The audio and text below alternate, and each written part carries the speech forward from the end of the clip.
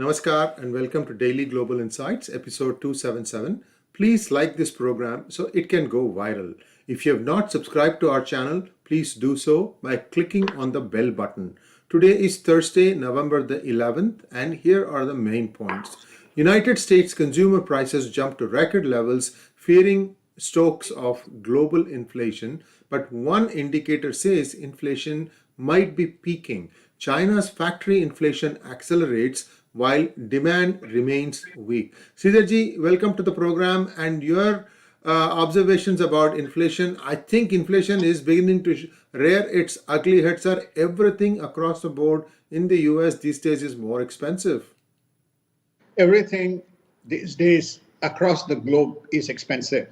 Before we start, good morning to everybody and good day to everybody and good afternoon and good evening to everybody as we start the Thursday edition of Daily Global Insights. We look forward to another exciting day. Various elements of the news that is making rounds around the world is very strategic within the context of several events that is shaping the world. The most notable is, as Sree Iyer started off, is the inflation. Yes, everything in the United States, you can see the price. In fact, including the democratic economists have warned you can't put money, you can't borrow and put money and at the same time raise taxes. That only means it is going to fuel inflation. And that's what we have seen. But apparently there is an indicator which is looked at by some people, which is around the future order for shipment on the major containers. Those orders seem to be, very lukewarm at this stage. So there is also a silver lining that this inflation may be a peak caused by supply chain disruptions as well as abnormal demand, which is not being met for a variety of logistical reasons. So let us hope that is the case and everything will smoothen out. There's one data point that I also would like to add. The future rates, as we look at it, is not showing the alarming trend that we saw in the 2018-19. In fact, I think in 2019, February or March, when the rates went up to 3.4%, when abruptly the Fed decided to raise the rates without warranting a need for one. So therefore, I think at least based on that, so we can expect these things to taper off as the supply chain issues begin to resolve. An ex-Indian central bank chief warns rapid increase in interest rates could fuel wealth shock and cause consumer fears, puts pressure on Biden's social spending bill, with economists from the Democratic side urging caution. Spending and taxes are not great recipes. We touched upon it just now. Let's go on to the next topic. China president warns against letting tensions in Asia Pacific to slip into Cold War type mindset while not letting go of his saber rattling in the region. He was speaking at the sidelines on the sidelines of APEC meeting. Sir, where is the APEC meeting happening right now? The APEC meeting is online right now. That's what I thought. It is happening. It's happening. He is not leaving the country, sir. That tells us what strong power and hold he has on his post. Well, there are two ways to look at it. He's totally insecure and fearful, so he wants to stay where he is so that nobody can do, because he's inside a fortress and while trying to unleash the regime. That's one way to look at it. The second is that what kind of, his ego is so big that he's not sure what kind of response that he will get from around the world. His just sheer presence in those. So this also just tells you, the state of mind of the gentleman. But anyway, for him to rattle off, which is to say, I will rattle Indo-Pacific, I'll rattle South China Sea, I will rattle Japan, I'll rattle, Taiwan, and I'll create problems for the 5 Mekong River countries. I will do problems in the Himalayan region. I will even go all the way to Alaska and give trouble to United States. But guess what? United States should not come to Asia, because if it does, then it is reenacting the Cold War drama. Amazing statement by him. There's another breaking news, which is a contradiction, that is inviting Mr. Biden for Winter Olympics. He would like to host him at the Winter Olympics. Okay, this is the travesty of this man. And Blinken warns against Russia troops buildup and regional aggressions. So Russia's troop buildup is in, I think, along the Ukraine border, if I'm not wrong. And then it's also stoking some things in Belarus, and that is, causing a spillover of immigrants into Poland. What is the game plan according to you, Sridharji? What is Putin trying to do? Putin is trying to do something very similar, which is effectively, I think Ukraine, he's going to quell Ukraine, and he's going to make sure that the EU has no role and NATO has no role as far as Ukraine is concerned, right? So Ukraine is going to become subservient. It's not just Crimea, but Ukraine as well. So therefore, I think that's his first objective. The second objective is that he does want to create trouble to the Eastern the former Eastern European bloc, especially Lithuania, Russia, etc. And what's the best way to do it? The best way to do it is to push the refugees. And it also creates a distraction to Mr. 𝗹𝘂𝘀𝗀's regime in Belarus, because Mr. 𝗹𝘂𝘀𝗀 is under enormous pressure for conducting an absolutely a jocular election and holding on to the power, and Russia is helping him. It is, I heard that it is that he sent a nuclear powered planes across over Belarus, almost threatening Poland as these skirmishes began to break out. And this is why Mr. Blinken is issuing the warning. At the newly formed Delhi Regional Security Dialogue on Afghanistan, being attended by Russia, Iran, and the 5 Central Asian republics, India's National Security Advisor urged greater coordination and closer cooperation amongst nations. This is to stem and secure issues arising out of the Afghan situation. Sridharji, Ajit Doval's first major step into the limelight, perhaps? It is. I think what is interesting is that these are not my words, I'm using one of the media's verbiage here, which is Delhi Regional Security Dialogue. Okay, Delhi Regional Security Dialogue. Let's remember that. Delhi Regional Security Dialogue. It is no longer Shanghai Security Cooperation Council. It is Delhi Regional Security Dialogue. Who are the people? The 5 Central Asian republics, which are very critical as a pivot, not only to tackle China on one side, but also to have Afghanistan in the center to tackle the Pakistanis and the Afghan Taliban. So you have 5 + 2, 7 countries, or 5 + 2 + 1, 8. So now this is the counterpoint in a subtle manner to this Shanghai Security Dialogue. What does he do? Exactly same like the Chinese. He invites the Chinese and the Pakistanis. Now they can smell the coffee. They say, oh my God, we go here, Shanghai is gone. So he's effectively pulled the carpet under the rug. And this is going to become a regular feature, because the reason is it's a much more conducive. Russians and Iranians are equally comfortable with India as a major power, given its influence across the specific region. So I think it augurs very well. And it also puts a unified front now against Taliban, rather than India just rambling on by itself. And the United States and China make a surprise climatic pledge to step up cooperation. This is out of the left field, Sridharji. I thought that China was backing away from the climate pledge because they need coal badly to keep their homes lighted. Well, I think that what the world must come to grips with is China extends this olive branch only to see that it is going to pull the entire tree out. This has been its consistent policy around the world. The perception is a handshake, but eventually it doesn't become, it's like either a judo or a karate or some other type of, a pull where you get dragged in. This is what the China is attempting to do.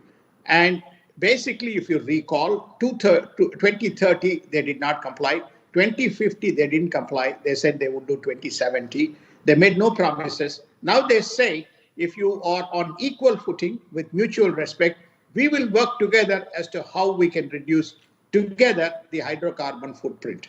This is amazing because, again, this is a policy which is to say, don't do anything with India, but do with me. And Prime Minister Modi welcomes United States in International Solar Alliance and said that the move would further augment the ISA in its shared quest of harnessing energy. Sridharji, there's one challenge here about solar panel. The energy efficiency is in the top high teens. Has there been any technological breakthrough to give us a better efficiency? I think the whole game around this climate and the alternate efficient fuels or renewable energy fuels, it is a journey of evolution where you need to have more money invested in R&D and more countries embracing it for it and more people working on it to find resolution to the issues that you are alluding to. The fact now Germany is in it, the fact that the UK is in it, the fact that Japan is in it, the fact that the Koreans as well as the Australians are in it, the fact that now United States is joining the alliance simply implies that there is going to be a unified front. In fact, John Kerry went on to say that whether solar could be the beachhead in terms of evolution and migration to reducing the energy emissions. So, I have a feeling that they will find a solution. Today they have it. No, they don't have it. John Kerry, the point man for Mr. Biden on climate, signed the framework indicating that this could catalyze a solar-led approach for the energy transition. Department of Homeland Security has issued warning that Al-Qaeda and ISIS-linked terrorists are exploiting online presence to encourage terrorist attacks in the United States. Sridharji, if there was any instance where the US government took mud in a bucket and poured on its own head, it would be this unmitigated disaster called opening the doors. And they don't even know how many people have come in. And now to give all these warnings, what does one make of this, sir? Just a total and utter incompetence. Security was, whenever there is a pursuit of power at all costs, when advocacy becomes the vehicle, and when everything else is thrown to winds, what we have is the situation. Going back to 1999, 2000, we had no caution. There were enough warnings that something was cooking, preceding to 9/11. United States ignored, assumed everything to be hunky-dory. It was an open and free society in terms of accessibility, only to find that the attack took place on 9/11. In this situation, it's slightly different. We have opened we have opened the borders. We have no borders. We have allowed all people to come in. We sought apology as an outcome rather than the true introspection and what needs to be done to assess. Still, we have lost count of vetting and validation, and yet all these people have come in. And there are enough anecdotal and empirical evidences on who the type of people who have come in, not just from one border, which is southern, but apparently also from the Canadian side. There has been progressive creeping in of people across into United States. Yes, sir, we have taken a huge bucket of mud and covered ourselves with it, and how we are going to wriggle out of it, only time will tell. Poland witnesses violent clashes overnight as migrants attempt new border breach. Russia flies nuclear-capable planes over Belarus with escalating tensions. So, just like the US opens its gates, now Russia is actually forcing Poland to open its gates, and I think Poland is pushing back. What has this world come to, Sridharji? I'm at complete loss. What these two megalomaniacs are, trying to wreak havoc, and then we have one guy who's playing the fiddle. I think we have discussed this ad nauseum in DGI. There is complete total lack of global leadership. There is a vacuum. There was, on the other side, at least there was in the Cold War, there are two sets of camps. There was enough, pullback on the economic development during that specific phase. But now what we are witnessing here is security issues, economic issues, and other types of socio-economic issues and cultural issues confounding the world in the absence of global leadership and an agreed and unified approach to resolving the issues. I think that's why we have. So look at United Nations. They said United Nations. Where is United Nations on any of these matters? Doesn't exist. And EU is now close to a new round of sanctions over Belarus as the tensions are mounting. EU bidder granted the tender for Croatian port terminal after rejecting the Chinese bidder. First, about EU. How much power does the EU have to enforce some sort of law and order on Belarus, sir? They can impose trade sanctions, but they cannot impose law and order. Trade sanctions is one of the simplest things. When you have trade sanctions, what happens? China will step in, Russia will step in, Iran will step in. Any of those countries, whatever they can give, they will help Belarus regime to prop up. We have seen this in the Sree Iyer region. We have seen this in the Sahel region. We have seen it with Iran. So therefore, I think that this is what is going on in this gameplay. All they can do is impose sanctions, put restrictions, but will the fascist, undemocratic regimes accept and amend themselves? No. So there is a chess game going on here. China is betting that the world still needs its exports, and therefore it thinks that it has a free carte blanche power to do whatever it wants across the world. And the world needs to find an alternate source so that it can wean itself off of China. And I think India is one source, Vietnam is another one, Bangladesh. And I think it takes a little bit of time before all these taps start producing water. And I think that's what we have to wait and see. Maybe that's where we are right now. This is how I read it, sir. Sridharji, your thoughts on the global order? Because once you defang China in terms of like stop getting their products, what will China do? Well, I think that there are two ways to look at this issue. I think one of the solutions that you are proposing is, to switch the supply chain to alternative supply chains so that there is some kind of a deterrence enforced on this unilateral, threat that China is imposing. That's number one. The second one, this is still at its infancy, is a broader set of countries cooperating on security issues, so that their sovereignty as a unit, as a unified is protected, unified set of nations is protected. I think we just talked about the Delhi security cooperation dialogue is one facet of it. The EU is reconsolidating and trying to, especially after Merkel leadership stepping away, UK exiting. So you're beginning to see there is some semblance of coordination in ASEAN, especially around the APEC countries. So you're beginning to see self-populating around the security matters. So when security matters and the trade matters, as you rightly point out, gets ironed out, then you need a mechanism. We thought the Quad would be the mechanism. When did we last hear about Quad? I don't know. Probably many months ago. Exactly. Remember that we predicted that Quad will be Quad.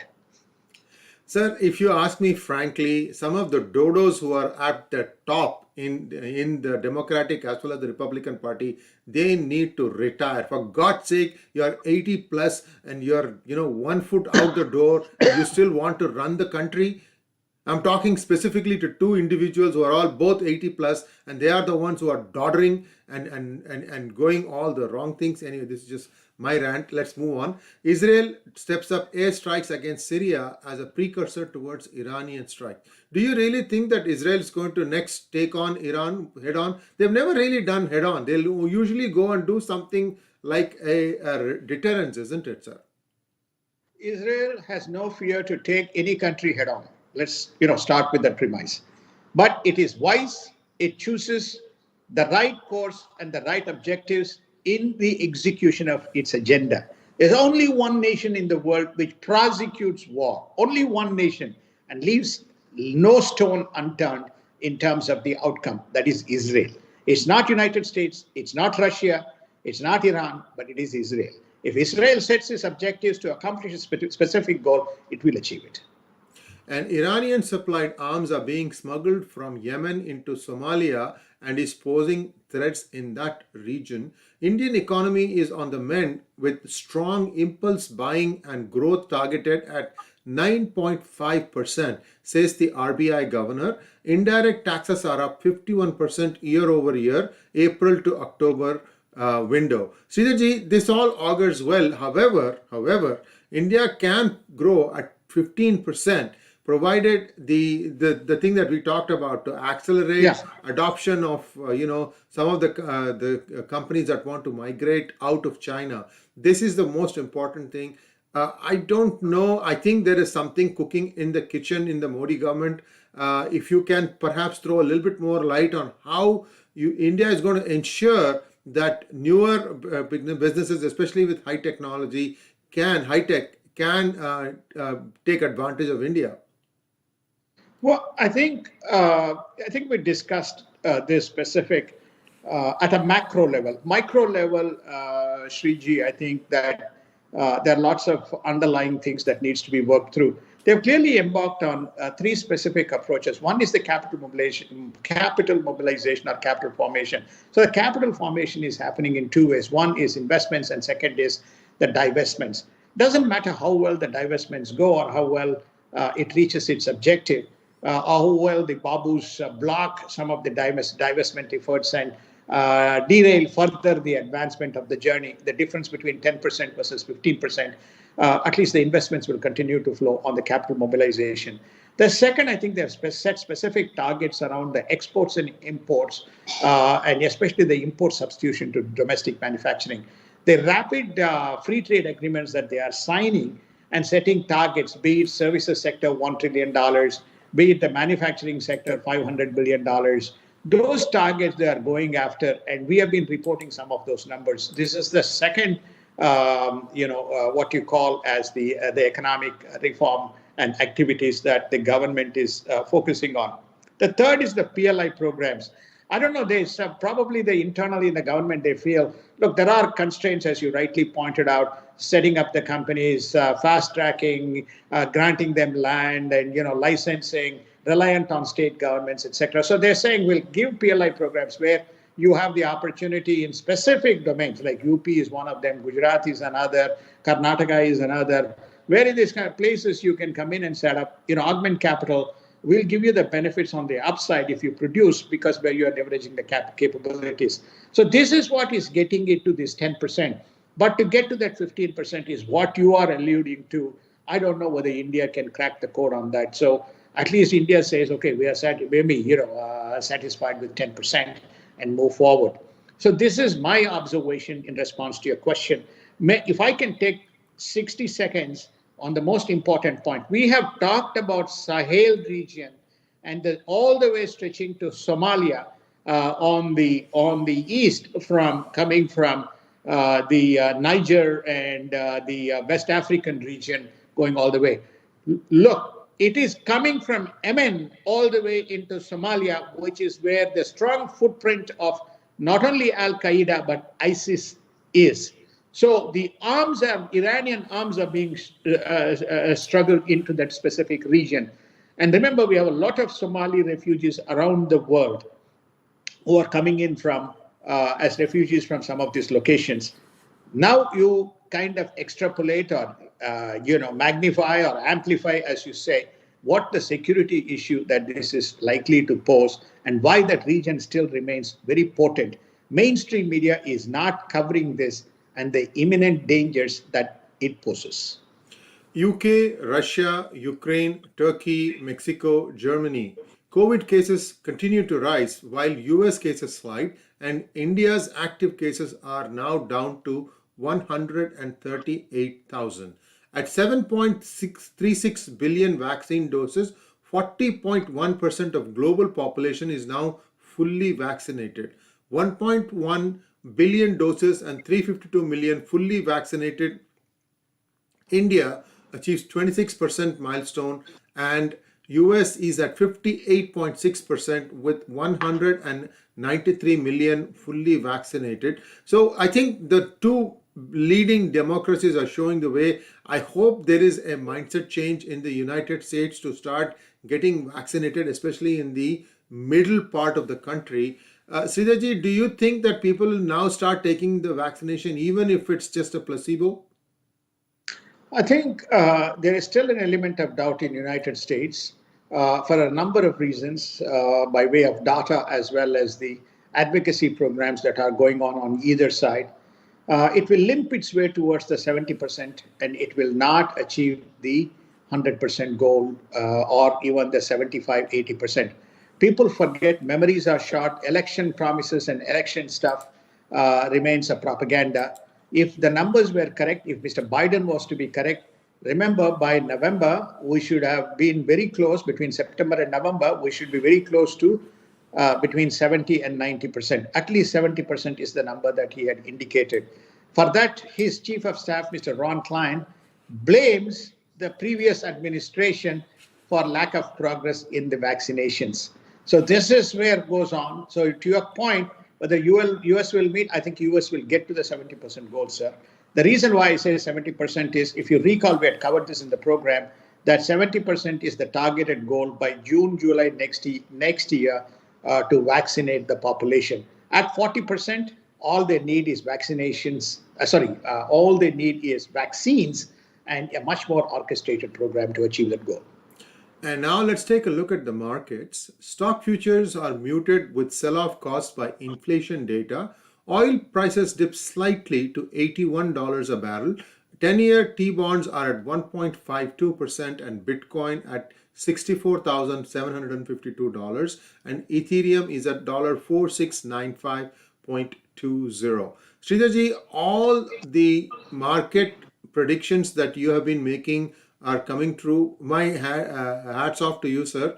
You're one of the few people who said when Bitcoin was in its low 10,000s or 20,000 that it's going to come back, and it has 300% roared back. So some people must have cleaned up really well. Those of you who watched DGI, I hope, so that you can come back and contribute and donate to our cause. Sridharji, I would let you to wrap up the markets, and pardon us for some technical difficulties. I'm unable to go into the other mode. So please finish it up, sir, and then we can call it a wrap. Great. I think that the markets, we will be doing a special section on Sunday as we wrap up today, and we'll be covering global markets in that segment of the program. What we can say is that we have been consistently saying 2021 is a bumper year, and if you missed 2021, you have missed it because we're not going to see something like this. We will see, growth in 2022, at least until the first half. That you can see the growth, but nothing like 2021. 25%, is where the S&P is at right now. Pre-dividends, both Dow Jones as well as, NASDAQ is around the 18% mark. Some days, up and down, but somewhere between 16 to 18%. So we have bet all the indexes that we had set as the benchmark numbers as we started this year. Oil prices have held off. The rates have held off, consistent with what the Fed had espoused. Then, of course, our favorite subject, the crypto coins, are beginning to bloom. And I think that there is much wind to run, and we probably will do session 2 on crypto one of these days as fireside sessions on a Sunday. We did session 1 once, which was well received. We'll do a session 2, and we look forward to seeing you on Sunday. Thank you again for your support. If you have made good gains watching the DGI program on crypto, probably you should contribute 1% of that profit to the good cause of encouraging Sree Iyer ji and PGurus. Thank you very much, sir, and namaskar. Thank you.